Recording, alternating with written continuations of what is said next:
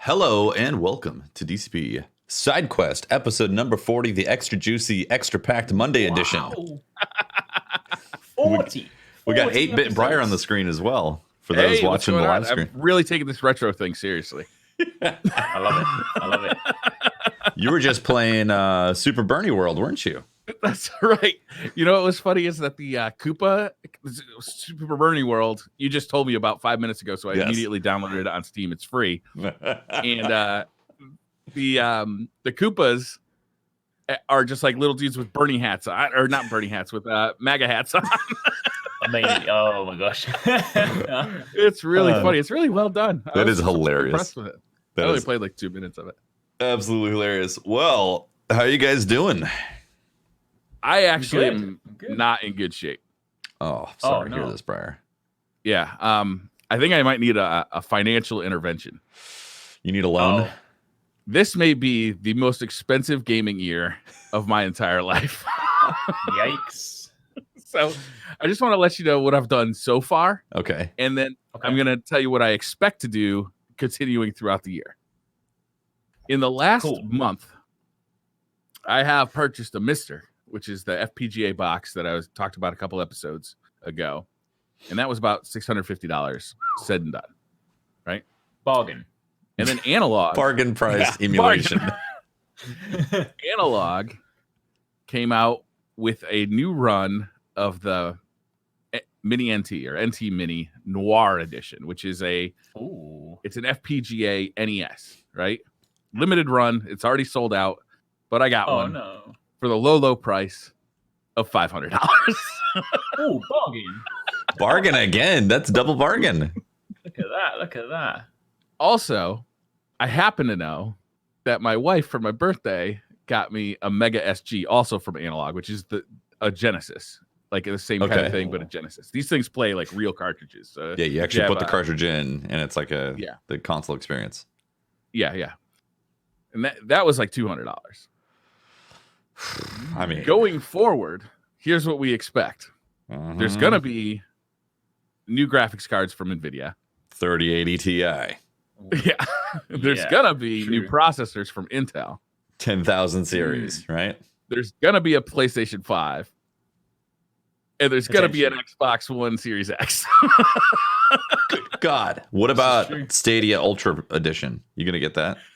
I'm going to pass on that. And there could be a Nintendo Switch Pro. Yeah, there could be. Haven't they come out and said that there won't be though? Hasn't Nintendo I thought so, but it seems like those rumors have been doing the rounds again. So I don't know whether. I mean, I honestly don't think they're gonna. I don't think they would. And if they did, I don't think it would be like this soon because they just released the increased battery power one and the light. So, but Nintendo do whatever they want. Nintendo follow typical practices. They're just like, hey, I had Cheerios for breakfast. Let's release a new console.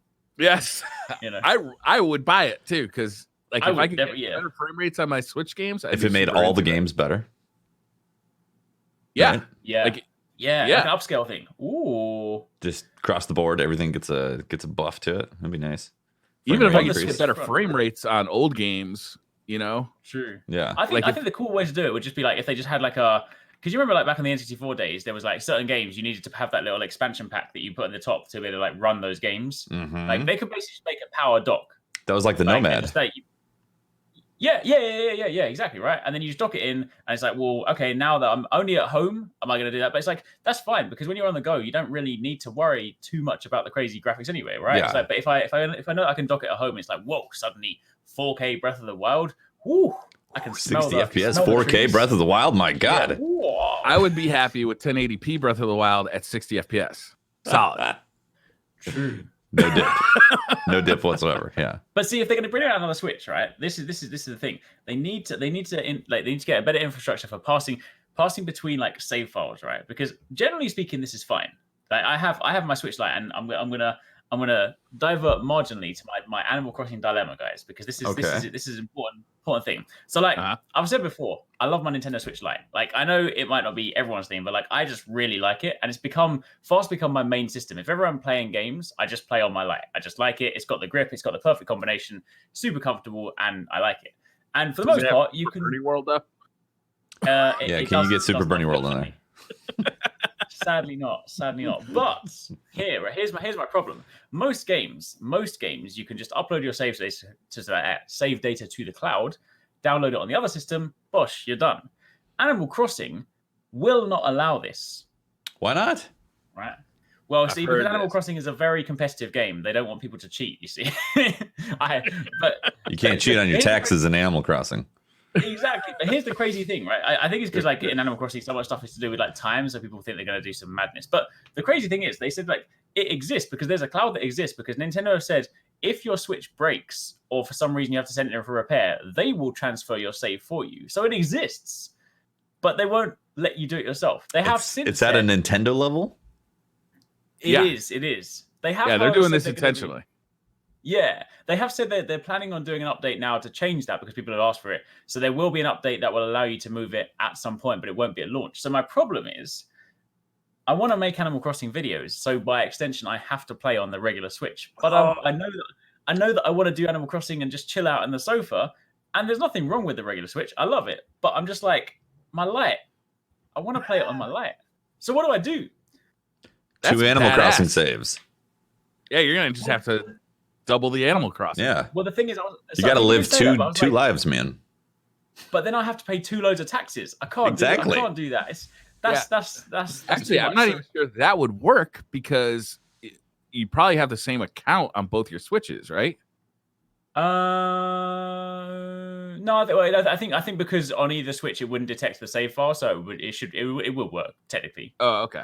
Because I know that if you have a Switch with 2 accounts on it, you can still only have 1 world and 1 save, right? It's like 2 people on the same Switch have to share a world. Really? Yeah. Oh yeah. Because it's how they set it up so that the family. So like if you have the same Switch and you have like I think up to 8 different people can exist in the same world on Animal Crossing, different accounts and stuff, which is interesting. But in order to combat that, I've basically instead, because I've assumed that I'm going to have to play on the Switch for the foreseeable future, I picked up the Brighter Special, the controller. So I not yet. I haven't. I literally arrived like just this morning, so I'm going to open it up later. But I'm looking forward to it. So that's my temporary solution. Temporary fix for that. Yeah. I'll be interested to hear what you think next week because I really like that transformed the Switch to me to make it a very comfortable platform to play on. So I'll be wondering if you think as highly of it as I do. Okay. I will report back. Yeah. I forgot to add in the analog pocket. That's another thing I got to buy this year. 2 analog pockets. You got to buy 2. You know what's crazy though? Of all those things that you had listed earlier, Briar, like the 3080 Ti is definitely going to be the most expensive, but maybe even crazy expensive. Considering how they do these things, you know? Well, especially with what's going on in China right now. Yes, you need it. Eric, you absolutely need it. Oh, yeah. I can't believe you just asked me that question. But what will it do, bro? Do I need it? What will it do? Will it allow me to see like even more hair follicles on like the characters in Cyberpunk? Yeah. Also maintain that. It'll do 10% more than the 2080 Ti I currently have. Oh my. But yeah, you were saying with the China stuff going on, it's probably going to get a lot of these. I mean, the majority of these electronics are going to get backlogged into huge production problems. Yeah, that's what I keep hearing is that if you want to buy like PC hardware or PC parts, like get it now. I don't know how true that is. I don't know how like if people are just overreacting, but I keep hearing it. And like it's if things keep shutting down the way they are, it could just slow down production, slow down travel time for things to get to where they need to be. Yeah. I don't know. And there's like a lot of new stuff coming out this year that people are really excited about. PlayStation, Xbox, new graphics cards, new motherboards, new everything. You know, it's just an insane amount of production for products that we buy is overseas nowadays. Mm-hmm. Yeah. Or I mean, it's spread around the world. Obviously, large spots in China, but not just China. I mean, Malaysia and all that. Like, there's lots of parts that have manufacturing. Right, we know that like Seattle is getting hit real hard right now, so a lot of stuff's getting shut down there. Mm-hmm. Oh wow! How much of that stuff comes in through ports that may have a reduced workforce in America? Right. You know, you're not going to be able to get your same day shipping anymore for Amazon. I don't. Whoa, Prime guy, I make him wear a mask when he comes to the door. What? Be like Amazon 3-day delivery. Be like, what the hell, Amazon? I've got a vat of Purell at the front door. I just dip everything in before it can come in the house. That one of those like contamination chambers for people to walk through and like just sprays pure alcohol on everything. Yeah. It's kind of crazy, that stuff that's going on. Yeah. Not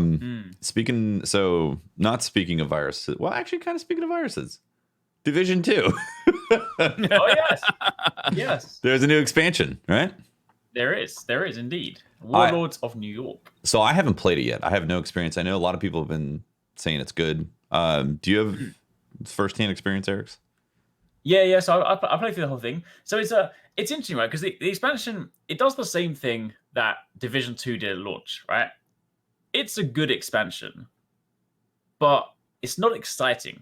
It's just good, right? It's more Division stuff. They've done a lot of like improvements to it. They've done some great stuff. There's, they refined the gear system because, like Division for the longest time has always had a relatively convoluted gear system. Like in Division 1, it was massively so. Division 2, obviously, they streamlined it a lot, but they streamlined it even further now. So it's a lot easier to basically just work out if the new piece of gear you've got is better than your last one, without having to kind of, circumvent a bajillion different talents. They've cut it down so that like talents on gear, for example, only appears on 3 of the 6 pieces. So there's a few less things for you to have to kind of juggle around. One of the things they actually did that kind of makes skill build slightly more viable. So now when you get gear pieces, they have like these very discernible primary attributes, which is basically attack, armor, or skill.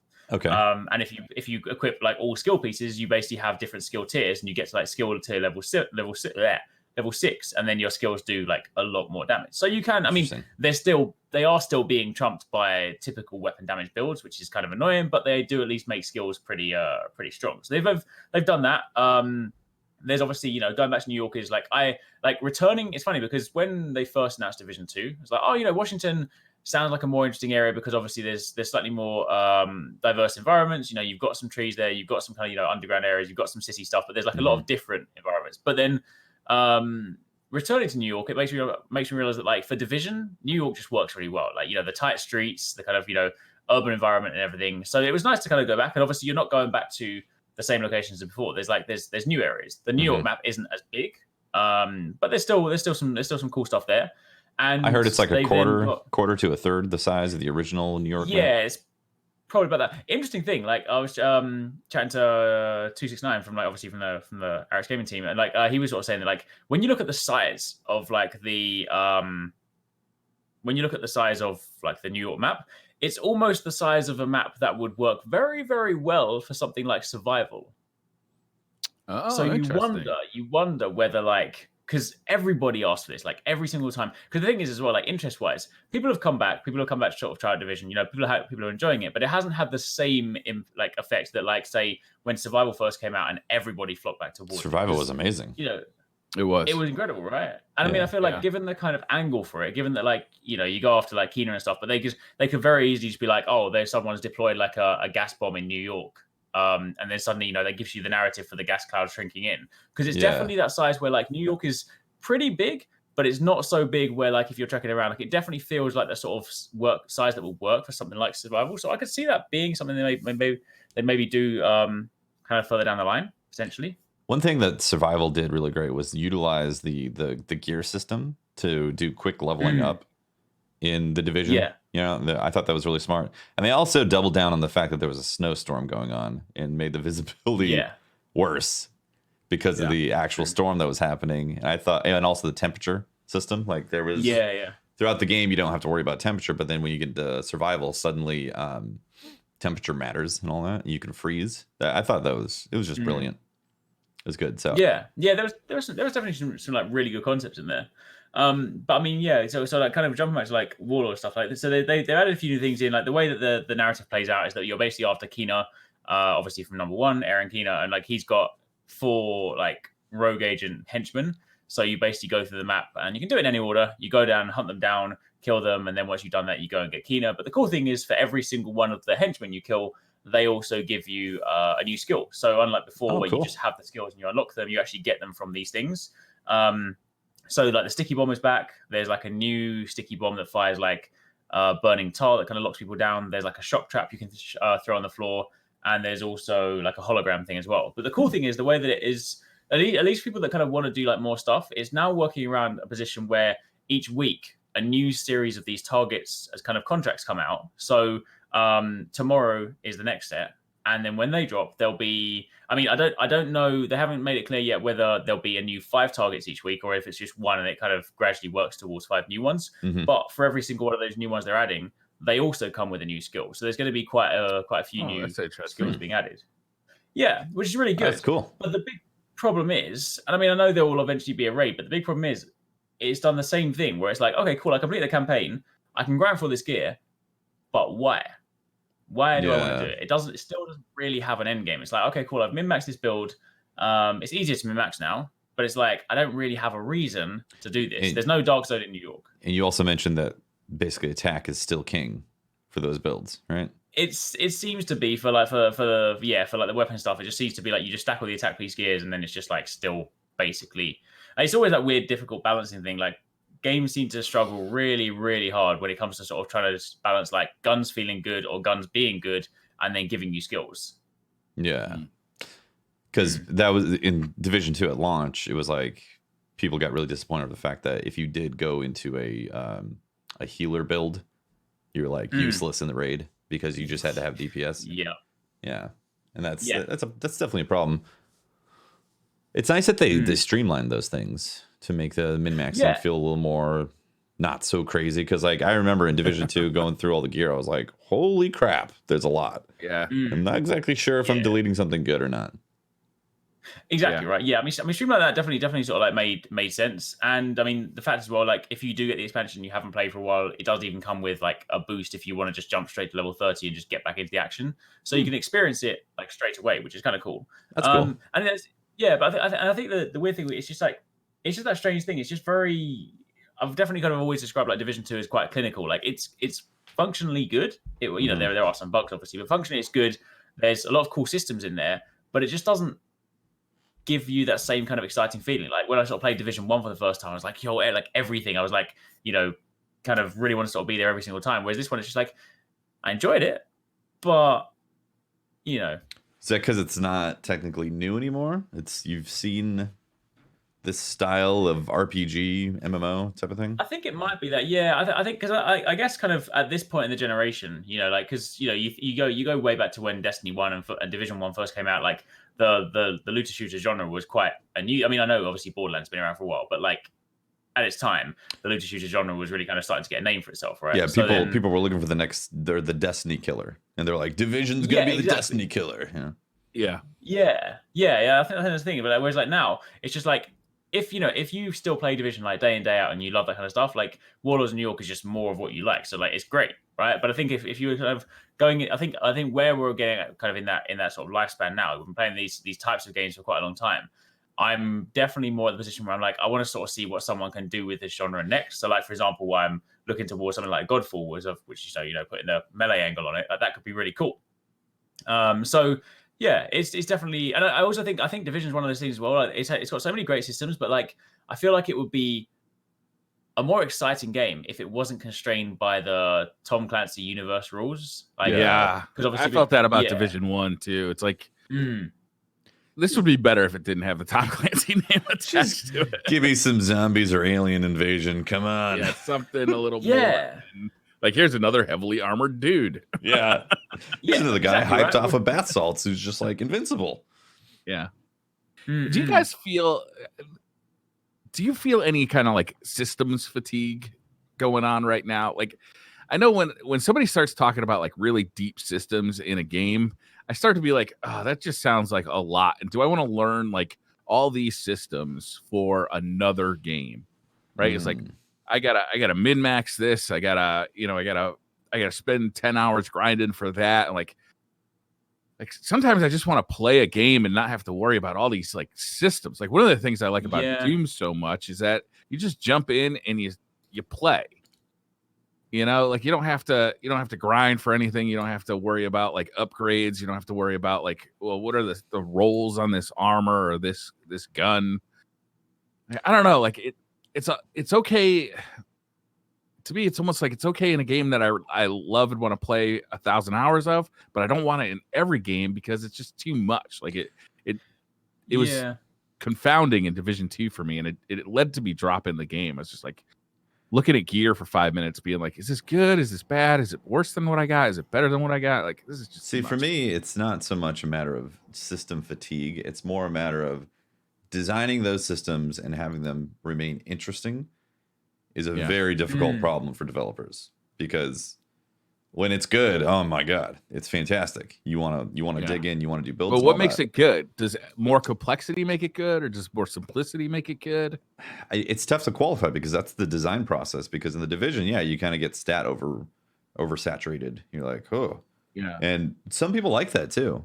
Like that's definitely that's a thing.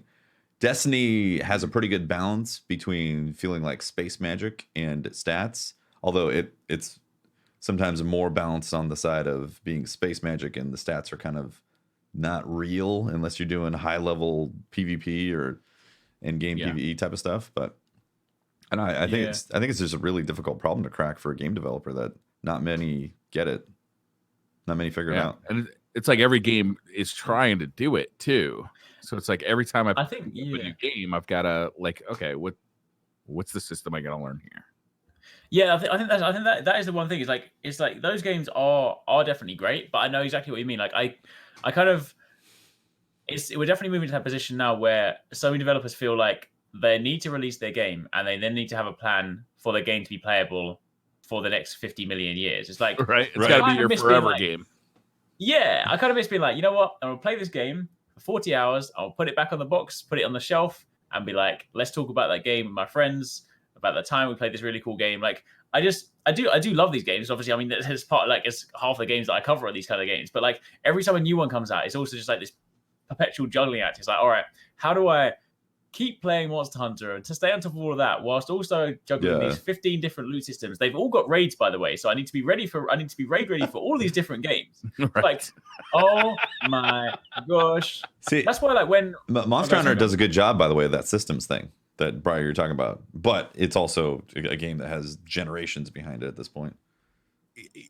I will say though, I get fatigued with Monster Hunter too. It's like I got back into Monster Hunter when Iceborne came out on PC, and I was loving it, and then it was like, all right, I've got to like find the armor that's going to help me defeat this flying dinosaur, 10 seconds quicker. I was like, this is okay, moving on. Fair. You might just be done with that concept in gaming though, because for me, I loved it. I was like, yes. Yeah, it may be because I've been playing that type of game now, like because I've been playing so much Destiny for the last 5 years. It's like it's just like that perpetual grind may have just worn it out its welcome for me. Sure, yeah. Yeah, that's fair. That's why I was kind of sort of semi kind of excited for like I know not everyone may be like super excited for something like Outriders, right? Because I know like when you kind of like break it down, it's things that we've seen before, and kind of I think we spoke about this before. Like Outriders is it's a fun game to play. It doesn't necessarily bring anything groundbreaking or new to the table. It's just more what you like. But the interesting thing is the way they said that this is like a 40-hour campaign, so it gives you that loot fix that you can enjoy the sort of looter shooter aspect, but that there is a finite end to it.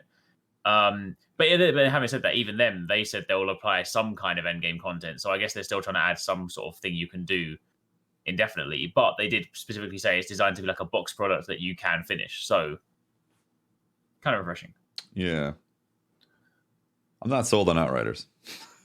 No. Yeah. No. I mean, that's the thing. Like, it's not like it's fun to. I think Outriders is definitely one of those games that like you want to try to sort of like because it's definitely like it doesn't. There's nothing you can really like look at from Outriders and be like, oh, this is a brand new system that no one has ever done. Like it doesn't break any boundaries or like do anything new. But if you like the looter shooter genre, and you play it, it's quite fun. It's fun to play with friends. And I think it's just like if that's a genre you like, you can get that level of enjoyment for a kind of condensed 48-hour window sort of thing. Okay, yeah. But yeah, your face is frozen right now, Eric, and it's like you just saw the 40th drop of the same weapon in one of these looter shooter games. Oh no! Oh my gosh. So would you recommend it then? If like I back to Division 2. Sorry. Would you recommend Division 2 expansion if I played all the way up to gear level, World Tier 5, gear level 500? I basically played up until the raid came out. Then I was like, this raid doesn't look good. I'm out. Yeah. I mean, I got raid ready and then dropped. Yeah, I was like, shoot a box with like 50,000 bullets. Nah, I'm good. Oh, thank you.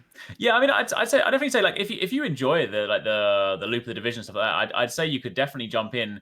I'd say it would be one of those kind of things that you would maybe you could probably even just do it along like across like 1 or 2 streams, because once you've done the campaign stuff and you've got some of the new skills and you kind of got to the end game, there's not really going to be much to keep you kind of sticking around apart from like maybe the weekly check-in when they add like new targets and stuff. Okay. Also the whole kind of concept of like gear score and world tiers has been scrapped as well, so it's kind of just more like okay.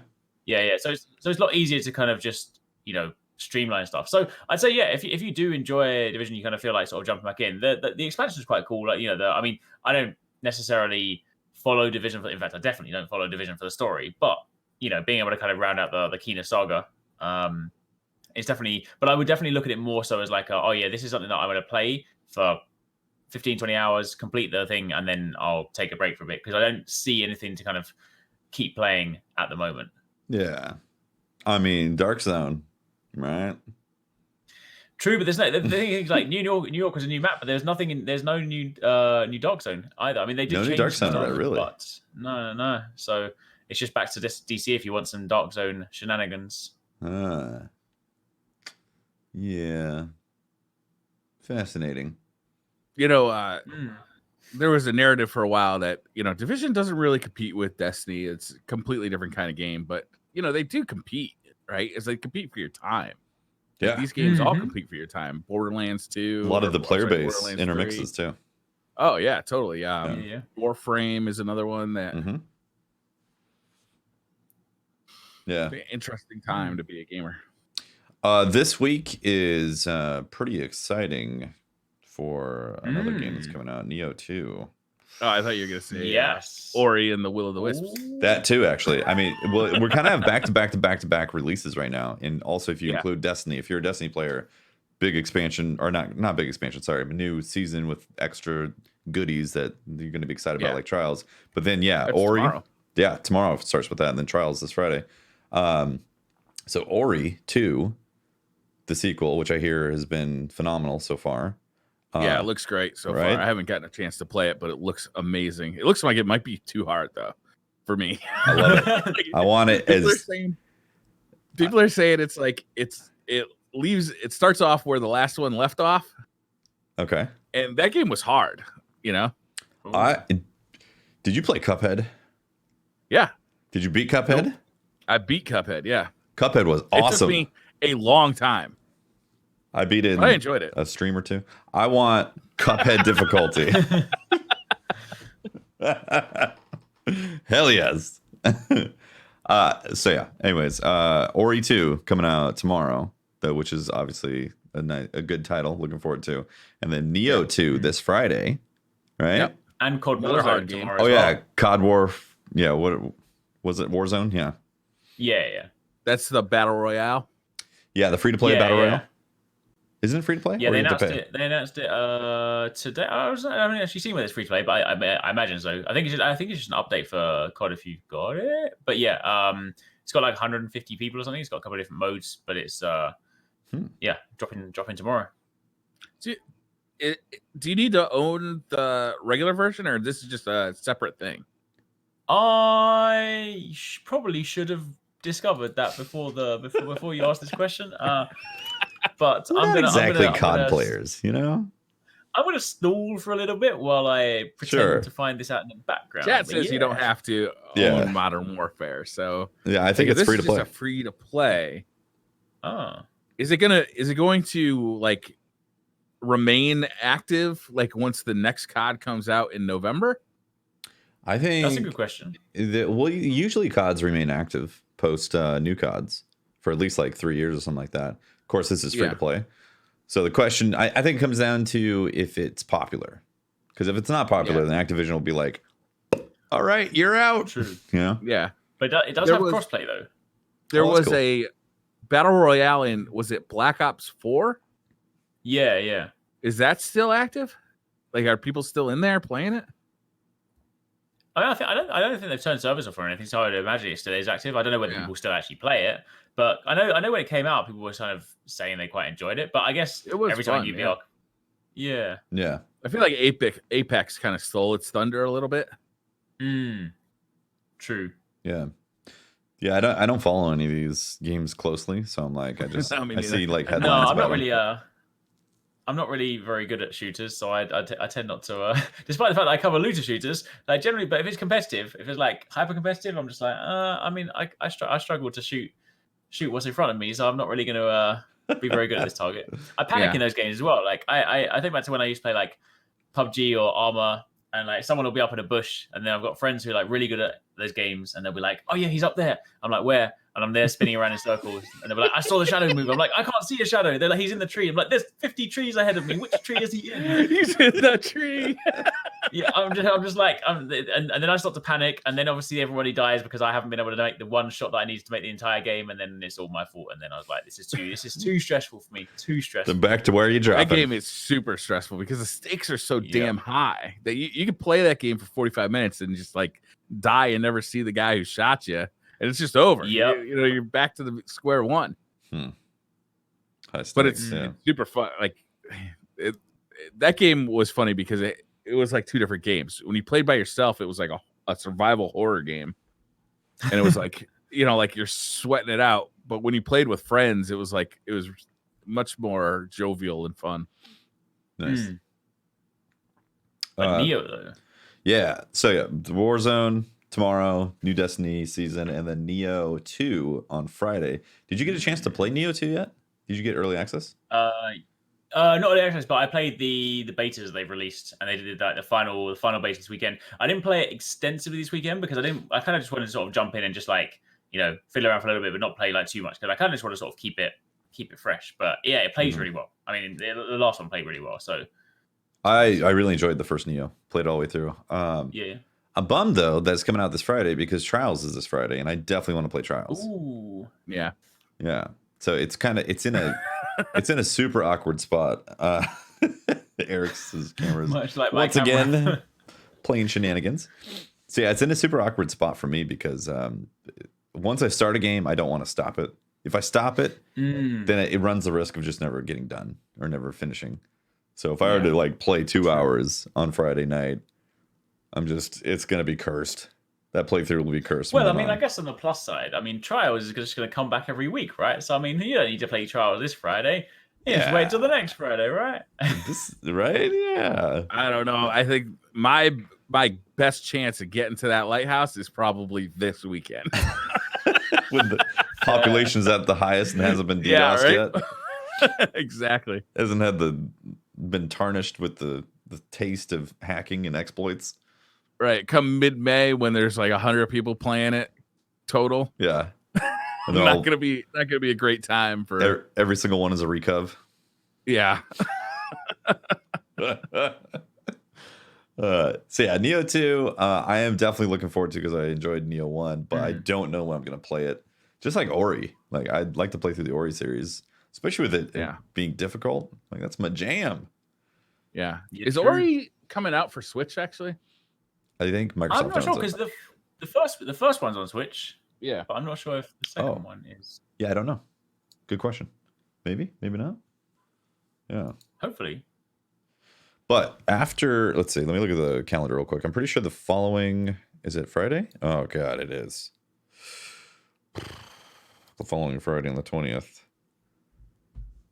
Animal Crossing and Doom Eternal. Dude, Doom Eternal is a drop everything game for me. It is for me too. Doom Eternal is a must play, must rip and tear. Yeah. The Doom 2016 was probably one of my favorite things to come out in this decade. Yeah. Or the previous decade. Like it was just so fun in every way. Mm-hmm. Yeah. Everything was just phenomenal about it. And this is looking like they've doubled down on it. Eric, did you get to play Doom Eternal? I did. Yeah. It's actually really good. I mean, it's funny. The thing that kind of interested me because I played Doom before, and I was like, I mean, I enjoyed it. It was cool and everything. but I've never really kind of thought of Doom as something that I care about the story. But then suddenly when I played Doom Eternal, like right from the get-go, I was like, I kind of want to know what's going on in this story because it's already got me kind of hooked. Yeah, it's great. It's surprisingly great. You're the Doomslayer. You play as the only thing that the demons fear. Yeah, that was kind of like one of the running jokes in the first one, right? Or the 2016 version was like you kind of get these little lore bits kind of describing your past and what the demons think of you. Yeah. They were like terrified of you. They're like, they're caught in hell on earth. And then you show up and they're like, oh, Dad's home. Oh, shit. I'm sorry, going back to Neo, I never played the first Neo. Do you think it's worth going back to before I play Neo 2? Good question. I actually don't know because I know they've advanced some of the systems. Yeah. You technically don't need to because this one is a prequel. Oh, nice. Okay. So I don't have to worry about story stuff. No. So this, I don't know whether they. I mean, I would imagine they wouldn't reference it yet because this is because you can create your own character in this one, so you don't play as William. This is set. I think some like. I'm not sure. Like, but it's set, you don't play as William the Samurai? Sadly not. No. His name was William. He was called. Isn't William. No, there's a history thing related to that, like, right? Did they call him Bill for short? Yes, he was called Samurai? Bill. I think. I'm pretty sure he was called Bill. They called him Willie the Samurai. Willie. But sadly, I think there was like a lore thing for that. But if you do have an existing Neo 1 save file, you can get a William skin, so you can play as him. That's funny. Oh dear. But yes, you have character creation, but this one is a prequel set in the same kind of the Sengoku era still, but prequel. So yeah, you don't technically need to play the original one. This one's obviously got refinements and new systems, so it's probably actually a good place to jump in. I have to point this out real quick. William Adams, known in Japanese as Miria Anjin. I definitely butchered that. Was an English navigator in the 1600s, the first Englishman to reach Japan. So I believe he's based on a real character in history. Yeah. I might have read. I might have read the wrong person, but I'm from what I remember. Yeah. The real William. Yeah, so there's a reason why there's a white guy who's also a samurai in there. Like, what the hell? Yeah, I don't know. I didn't realize that he was William the Samurai. I thought that was hilarious. Yeah. Oh, Doom 64 is coming out on the 20th as well, isn't it? Ooh, the yes. Nintendo 64 re-release. Yeah, coming to PC. That's the real game of the year. I know that. I hear that. I'm like, why? Why? Like, yeah. Maybe they should release it, right, in such a way so that when you're waiting for Doom Eternal to download, you can play Doom 64. Because that will obviously be like 2 megabytes, and then Doom Eternal will be like 200 gigabytes. So you'll obviously be like, well, let me sit here and play Doom 64. Well, that game came out on a cartridge. Yeah. True. Yeah.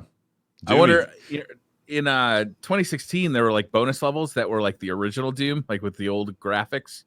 I wonder if they'll do something like that in Eternal. Yeah, maybe. I don't know. This is one of these things where I've heard about Doom 64 coming out on that day, and I'm like, I am completely ignoring all that because Doom Eternal is coming out. Yeah. Doom Eternal.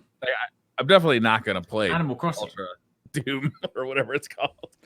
Animal Crossing. When I pause Doom Eternal, I'll go to the bathroom, pull out my Switch, play Animal Crossing. When I've done my business, I go back to playing Doom Eternal. That sounds like a great plan, a perfect plan. The Tom Nook stop. But then when you get into debt, you're gonna have like a long toilet break. We're like, oh, I need to pay this off. I need to make a deposit. So yes, Animal Crossing is coming out at the same time as Doom Eternal. Eric, what are you playing first on the 20th? Ooh, it's gotta be Animal Crossing. It's gotta be. You're not playing Trials? Unbelievable.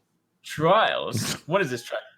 I think I got to the lighthouse once in my entire lifetime, and I was carried the whole way there. Nice. it was basically like BR again, where there was one round where I just had to kill one person, and I couldn't even do that. I was like, there's too much pressure. Everyone was dead. I died, but luckily they managed to come back. No, sadly not that. But I don't know. I feel like it's a weird thing to want to look forward to Animal Crossing, because I've said this before. Like I just have this love-hate relationship with the game. Like I'm gonna enjoy it for a few weeks until suddenly the curtain is peeled back and I realize that I'm basically just doing chores in real life in the video game, and then I'm gonna be like, I hate doing chores and I hate having to speak to these neighbors that I don't like. So, and then I'll stop playing the game, and then I'll come back to it a year later, and they'll be like, "Hey, why have you not been at this village, Mr. Mayor?" And I'll be like, "I don't care about you." I'm like, "Why are you still in this village, stinking villager?" And that's basically how it's. That's my Animal Crossing. So I'm basically good on Animal Crossing for probably about 3 weeks, and then I'll be like, no.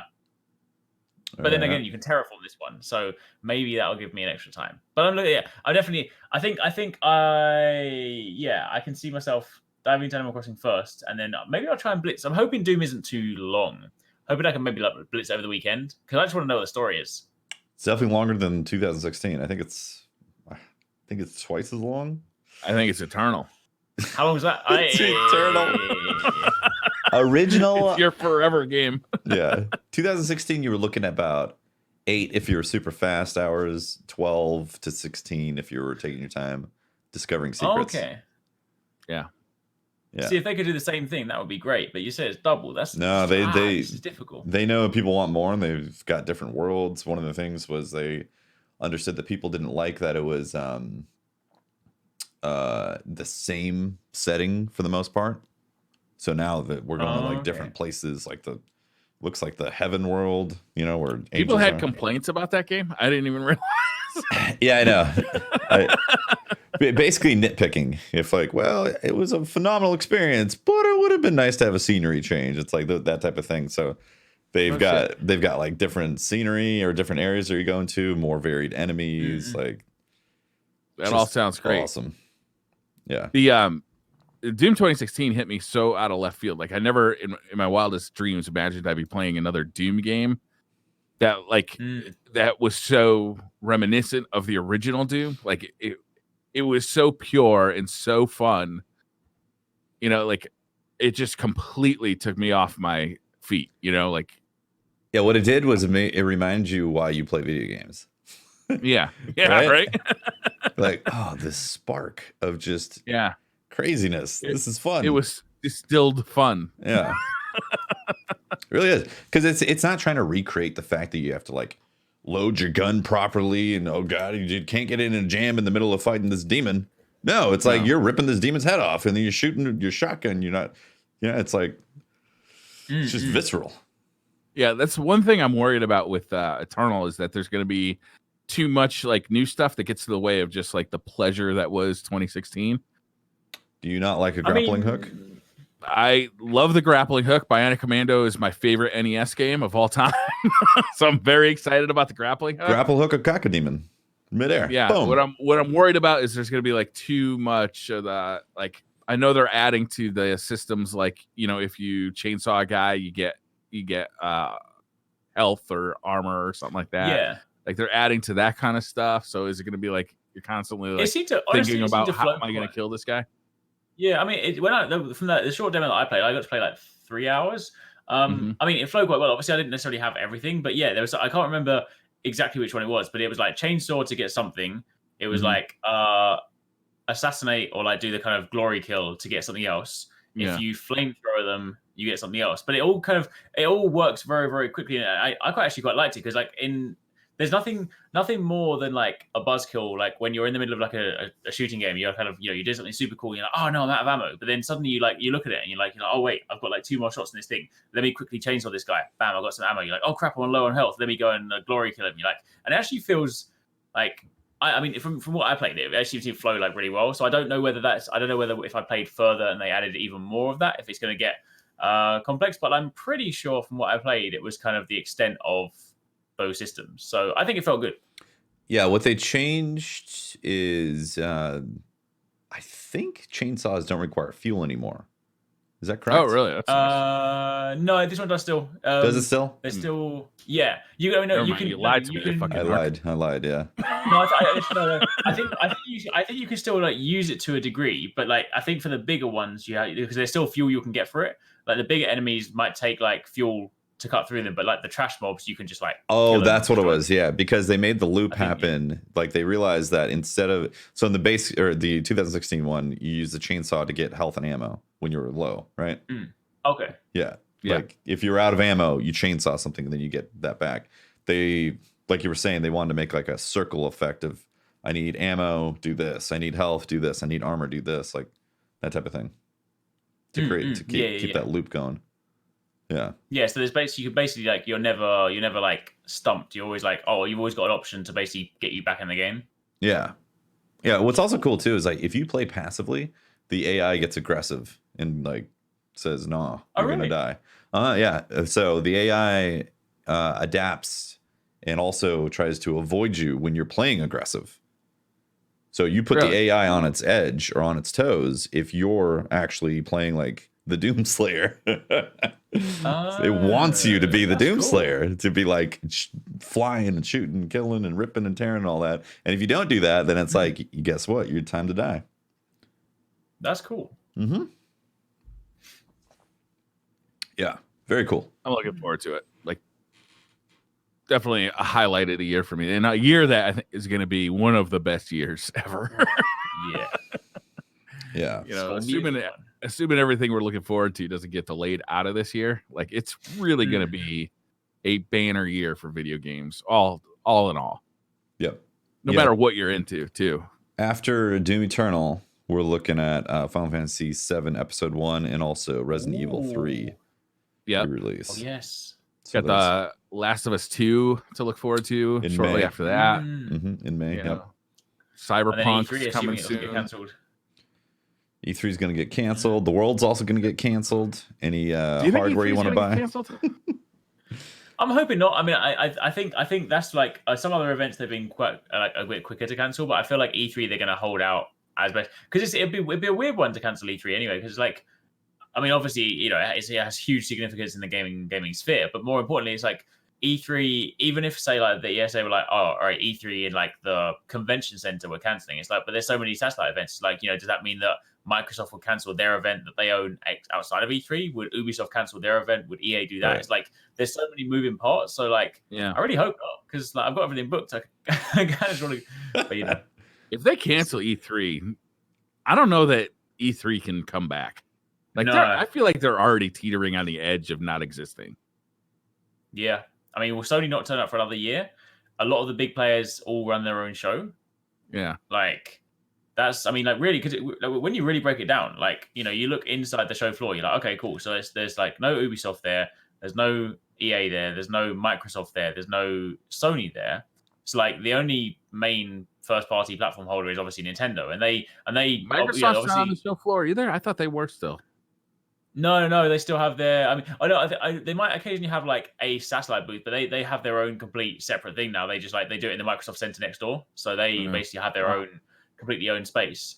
So really, it's like it's obviously the third-party publishers that kind of show up. So you have the people like Bandai Namco and like Bethesda and people like that. So they obviously have like important stuff. But when you think about it in terms of like platform holder and stuff, you've got Nintendo. But then although they exist there and they have like a huge floor space and they have like a ton of stuff, they also just do their own online stream announcement anyway. So they technically speaking don't even need to be there. Right. So it's very, very weird. And obviously if you don't have like the big guns, then it's gonna be full of booths of like Fortnite and Monster. I mean, we don't know also where exactly this whole coronavirus thing is going in terms of how that's going to affect things and if it's going to shut down a bunch of conventions on that level. GDC got shut down for the year. South by Southwest got shut down. TwitchCon Europe got cancelled as well. Yeah, I mean, these are March events. They're not like summer events. Yeah. But there's talks of that. I mean, there's even the Olympics being talked about. Is that getting canceled in Tokyo? Or it's Tokyo, right? This summer? It's Akira all over again. It's happening. Yeah. This is that anime. I know this is like an anime, right? That predicted this a decade ago or something like that, right? Yeah. Akira, one of the best anime movies. But yeah, it was set in 2020, the future. There was some crazy destruction. I mean, it wasn't quite the same virus, but there was that. And then the Olympics were supposed to be there, and they were trying to cancel the Olympics. It's all happening. Anime has become real life. Yep, it's true. Yeah. I'll miss E3 if it goes away, because E3 is like one of those really exciting times for gamers where there's just a shit ton of news that comes out. Like if they can transition to maybe, obviously the big publishers don't need that kind of press anymore, but maybe like the smaller studios who just seem to be popping up everywhere, right? It's like, and you can't keep track of them all because, it's just, there's so many like smaller studios who are making just awesome games. I don't think the E3 is going away, and the concept of E3 is going away. How they handle things and the platform is definitely going to be shifting because they've had some screw ups. But that whole cycle that you're talking about, Briar, that excitement of news being released at this time, like look at all the PAXs. There's a bunch of PAXs. Like there's a bunch of PAXs because people want those experiences, those events to happen. Yeah. It's not because they're like struggling to put on like 3 or 4 different PAXs. Like it's working for them. So I think if E3 goes under, something else is going to take its spot pretty fast, or some revitalization. E3 though are totally different things. Yeah, but like a lot of news cycles come out of them though. PAX is more like a convention for gamers, right? It's like, there's some stuff that happens there. Like you get to see like some cool stuff. Like we saw Iceborne at PAX, and there's even some news that gets made. But E3 historically has been about like, we're releasing this. This is like the big event. Here's our huge press conference. Like, I don't think that's going away. Huge megaton news bombs that came out of E3. Like it was the most exciting time to look at the news for gamers. Yeah, I think that people are still going to just announce stuff around that time. I think as you say, like it might just be I think it will always be that significant time of the year. Like even if E3 as a thing shifts, you could even find a time where like if the coronavirus stuff does really get bad, it might just be like E3 will just happen, but everyone will just do all online stuff. So we'll basically just sit at home in our couch and watch like 3 days worth of streams back to back to back, which could still be kind of cool, right? Yeah, that's how a lot of people consume E3. That used to be like before I got into like YouTube and the industry and stuff like that. Used to be like my E3 tradition. We'd all sit on like an Xbox Live party chat and we'd all just sit and watch the streams together. It was great. Nice. That's cool. Yeah. Back in the day. What else do we got for news this week? I think that's most of it, isn't it? Because Warzone dropped, and then there's Worms. Team 17 tweeted that there is Worms 2020. We haven't actually seen much. They basically put out like a teaser trailer today. But they, I love Worms, right? I played every single one, and it's just one of the best party games ever. And yeah, they basically put out the little teaser today where there's like a little TV being watched with some like Worms games playing out, and then suddenly it pans out, and then a worm comes over, and it says Worms 2020. So nice. I guess watch this space. I mean, I don't really know what they need to do. For Worms, it's not even one of those games where I'm like, oh, I hope my camera's blurry as well. I don't know whether it's one of those games where it's like, I don't look at it and say, oh, I hope they add X new features, because I just like Worms. I'm just like, just give me another one and I'll buy it again for the umpteenth time and play it again. Just add more explosive weapons again, and then give me some more hats, and then I'm good. Yeah, it's one of the most charming games. It's been good. The first time I think I played it was on the Dreamcast or something like that. And it's been consistently good. Every time I check in with Worms, it's been hilarious and fun to play. Yeah. It's fun to play by yourself. It's fun to play with friends. It doesn't matter. It's just charming ass good time. Did you ever play Worms 3D on the GameCube? No. Didn't play that one. No. So a lot of the time when you kind of take these games and like, obviously it's known for like the 2D stuff, which is, where Worms is best. And like, you go to the 3D space and people are like, it doesn't really work. But that one honestly did, they did a couple of 3D versions. They did like Worms Forza one time, which wasn't that great, but Worms 3D. Worms Forza? Like a racing game? No, Worms Forts. It was actually like, it was basically like a 3D. It was followed Worms 3D, Forza. But this one where you actually built forts like as you were going along, like they were sort of like walls and stuff, it was an interesting concept, but that one didn't work as well. But just the standalone Worms 3D was so much fun because it was like, you still had all the same chaos, but obviously in a 3D space. And when you think you're doing things like jetpacks and super sheep and flying them around in like 3D space, it was really cool. Like I genuinely love that one. This was, you said, for the N64? No, for GameCube. GameCube. Yeah. I think it was called Worms 3D. Yeah, it was. Yeah. It does look hilarious. I'm watching a video of it right now. It's adorable. It was brilliant. Yeah, I mean, it's all the same charm, all the same crazy weapons, but literally just like everywhere you want to go. And it was Worms. It's great. I can't wait. I haven't kept many of my games from like back in the day, but I still have my copy of Worms for the Dreamcast. I never got rid of that one. I've always liked the pixel art though of them. It's just definitely. Yeah, they're fun games. Is that going to be on the Switch, you think? They haven't actually announced platforms yet. They literally put the teaser out, but I would imagine it would be because like I think the last one they put out, like whatever the last update one was, I think it was on pretty much all platforms, to be honest. Yeah. Nice. And unless Worms has never been a hugely graphically demanding game, so I don't imagine it would be too difficult. So yeah. I think that was the only other news that I saw. It was Warzone, and it's What a ridiculous thing, Worms. Right? As I miss, they haven't had for years. Lemmings. I know. Yeah, it's been a while, huh?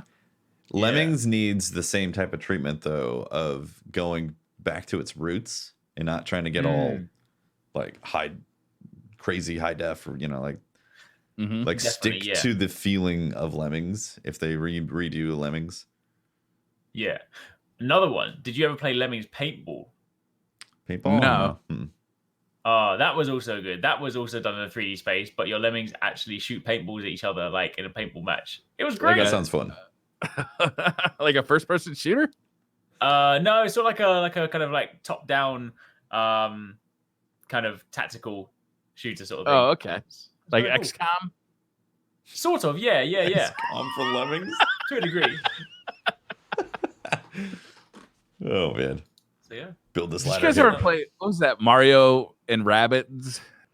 No, XCOM game? I almost bought it, actually. Yeah. I never played it, though. It was actually really good. Yeah? It was really good.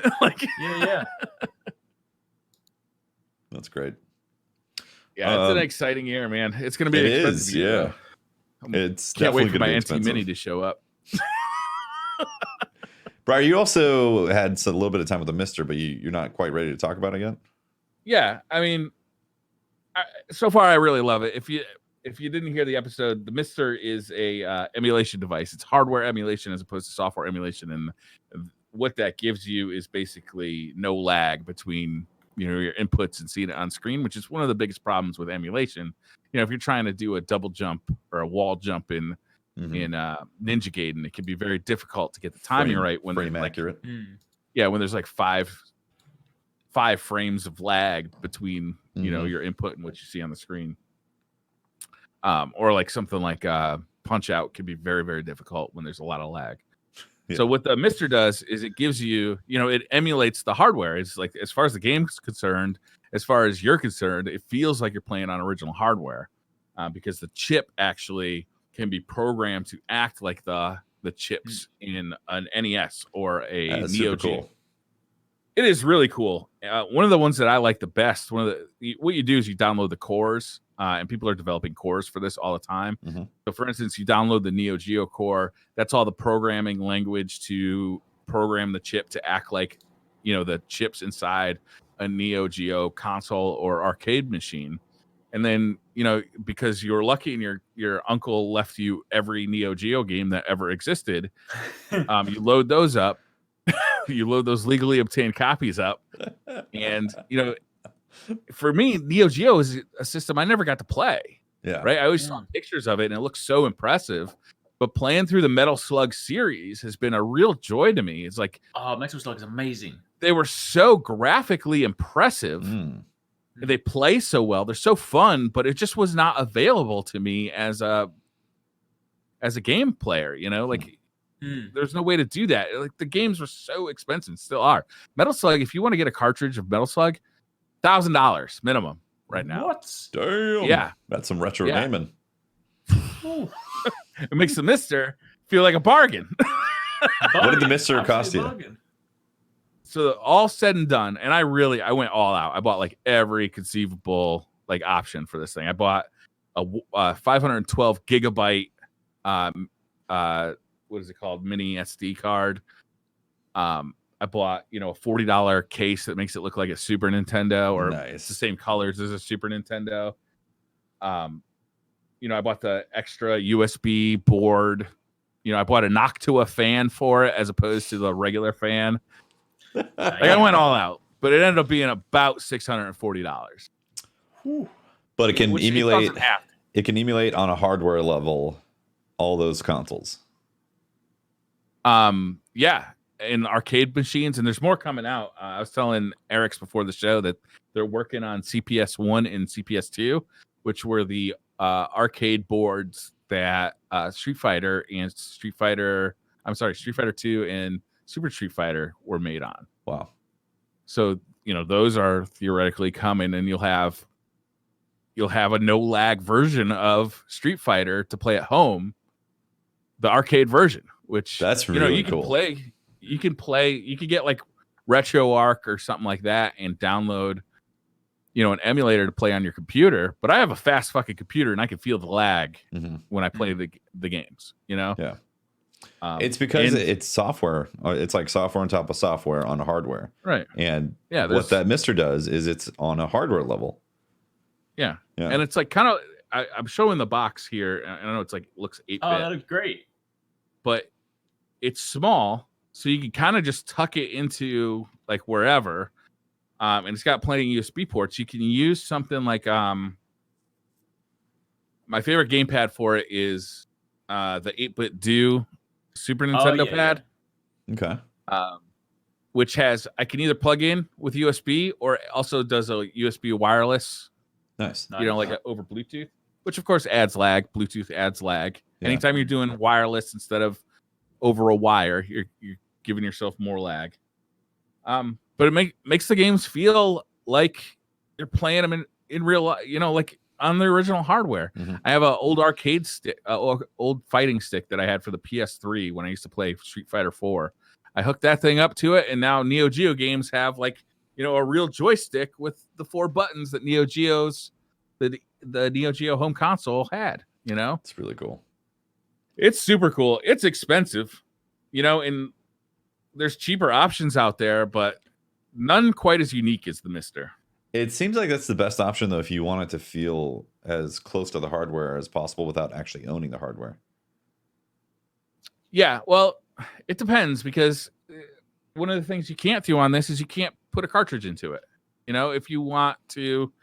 If your primary focus is on the Super Nintendo and you want to collect Super Nintendo cartridges because like that's part of the experience for you, this isn't going to handle that. Something like the analog Super NT would be better, where it's the same technology. It's an FPGA where it's, emulating the hardware of the Super Nintendo, but it has a cartridge slot and you can still load, all the ROMs on it as well. Interesting. And that's only $189, right? But you get all the consoles for the Mister. Yeah. You can't load up the cartridges. You have to load up ROMs. Right. You got to load up the ROMs. But still, the fact that it emulates on a hardware level is very appealing. Yeah. It's a cool device. I'm having a lot of fun with it. Like,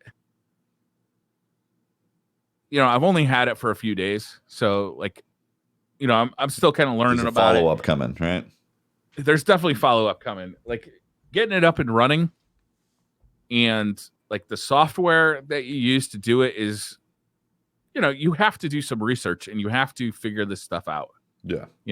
Getting a joystick to work correctly in games. Every time you plug in a new joystick in, you got to use a keyboard. You ever have a keyboard plugged into it and remap the joystick. It doesn't save it? it saves it if you've plugged it in before. Oh, okay. But like if you want to plug a new one in, and then you got to do it for because the buttons on a Genesis game are different than the buttons on a Super Nintendo game. Right. So you gotta or the NES or Neo Geo. So it's cool. It's nerdy as shit. Like it's not like it's not like you're not gonna get it and then hook it up and just start playing. Right. You got some work to do. Yeah, for sure. I mean, anytime you're doing ROMs, though, like you have some work to do to connect those things and make them work and make the experience somewhat nice. I guess. I mean, if you're doing PC emulation at this point, it's basically plug and play. You download ROMs, open emulator, play game. It's like it's that easy. But I don't want any lag, man. I want it to feel like hardware. Yeah. I mean, I was playing on a PC emulator. I was playing Mario Golf the other day for the Nintendo 64, and even on that game where you have to time the button press for like the top of the swing and the bottom of the swing. Even on that, I could feel the lag. It's like there's like a delay to everything. Yeah, that it just drives you crazy. Interesting. You get used to it over time, and you can play the game for sure. And it's amazing to play like N64 games at 1080p, as opposed to like the blocky garbage that I look like in the live stream right now. 16-bit prior. The authentic experience. And the Mister has its limits. It pretty much seems like it's maxed out at like the 16-bit era. Like it doesn't look like it's going to go past that. I could be wrong. Maybe they come out with like a Sega Saturn or a PlayStation 1. Probably PlayStation 1 is more likely than Sega Saturn. Maybe. I don't know. But I wouldn't hold my breath. Okay. They'll release a Mrs. Yeah, the Mrs. Exactly. Yeah, maybe the next generation of like the FPGA hardware needs to be released to kind of continue along that path. But if you're into any of the 8-bit games, the 16-bit games, and the cores, like it does like all the Atari consoles, it does consoles you've never heard of, all the European microcomputers, Eric's, that I don't really have any familiar with, like, but the Amiga stuff, was it the BBC Micro, like all that stuff is on there. And then a ton of arcade stuff. And the arcade stuff is like, Popeye, Galaxian, like really those old games, but they're really well emulated. Nice. Yeah, it's an interesting device. It's fucking expensive though. I kind of didn't know what I was getting into when I started like doing it. I thought, all right, this is going to cost me about $300. Is that the base price? Well, so you can get the board with the chip on it, the FPGA chip, and you can play like probably like most of the stuff. Okay. If you get the memory, then you can play more of the stuff. What's that cost then? Like just the board? I think the board is about $150. Well, that's not bad. Okay. Yeah, and then the memory I think is like another $60, and that'll get you most of the way there. That's not bad at all. You just have to be. If you want the USB connectivity, then you're talking another $110. $110 for USB? What? Yeah. Wow. What kind of expansion pack is that? For me, I really wanted the extra I/O board, which has analog output. So for me, if I want to stream this, I need analog out for audio. Or I could use like an HDMI extractor, HDMI stripper, which is a pain in the ass. That's what I use. Like if I can afford an HDMI stripper, I want to avoid an HDMI stripper. It's not bad. Mine's never had a problem. Yeah. So think of it this way though. Yeah. The combined cost of the Mister is probably more expensive than the PS5 is going to be. It sounds like, it sounds like your Mister is more expensive than the PS5. Yeah. To play some retro games. Yeah. Money well spent? Definitely. I'll let you know. Next week we'll find out. Yeah. It's still new. I'm having a ton of fun with it. It's awesome to play like Sega CD games. Like if you were to go and try and like find these Sega CD games, first of all, you'd have to buy a Sega CD, buy a Sega Genesis, figure out a way to hook this up to a modern computer or a modern, TV, which is not not easy because these were analog out connections. Yeah, you have to have an analog to digital converter. Right. So like something like that's going to be about $100. Mm-hmm. You know, plus cables. And then you got to buy the games, right? And the games for a Sega CD are super expensive. Or you can just emulate it on your computer with ROMs, but you know, you're not getting a great experience. Yeah. Do you remember when the Wii store had you know, all those old games, like the virtual console? I remember playing like Castlevania 4 on that and being like, this is terrible because there's so much lag. Like it was so hard to play those classic games because I remember those games didn't feel like good. It was all dark and muddy looking, and like it was really hard to play them because those games weren't built with the lag in mind that current games are built with. Oh yeah, for sure. You know, new games know that you're playing with a Bluetooth controller on a TV screen that, you know, is converting video, so there's a little bit of latency there. Yeah. Well, we will have to continue the Mr. conversation next week, Briar. Get more updates on that. See where you're at after having it for a week, you know? I think that's the show, right? That's the episode. It is. I think so. SideQuest complete. There it is. There it is, guys. Well, thank you very much for watching, everyone. Oh, also, if you are not in a time zone change or daylight savings zone area, daylight savings just enacted yesterday in the United States. So if you're watching live, time zones change, man. Also, that happened for you, Eric's, right? We haven't had it yet, so I believe we're temporarily for the next few weeks, I guess, on like slightly earlier, and then we'll probably sync up in a few weeks. There it is. Pointless thing, the daylight savings. They just need to scrap. They just need to get rid of it. Just yank it. Be like, done. Don't need this anymore. Get it out of here. Like a Band-Aid. Boom. Out of here. All right. Well, thank you very much for watching, guys. Really appreciate it. If you want to find more of me, talk to me at Teft and catch my streams, twitch.tv/TeftyTeft. Yeah, and you can find me over on Twitter, Arix, or over on YouTube, Scuf Gaming, and keep your eyes peeled for Friday. It's gonna be some cool spicy stuff. Ooh. Yeah. I'm Briar Rabbit. You can find me at the Briar Rabbit. But what you should do is tomorrow we'll be uploading Firing. I forgot the name of it. Firing Range. Firing Range. Thank you. The new podcast on the DCP channel. It is a really nitty gritty, hardcore look into kind of like the, I don't know, how would you describe it? Kind of like the sandbox of Destiny. And, you know, the guys in there are just some of the smartest guys in the Destiny community. Brand new podcast. The first episode they recorded live last night. It was really good. Highly recommend it. And check that out. It should be up on YouTube tomorrow. Ooh, exciting. There you go. Or in your podcast feed. Awesome. Well, that's it. Thanks for watching.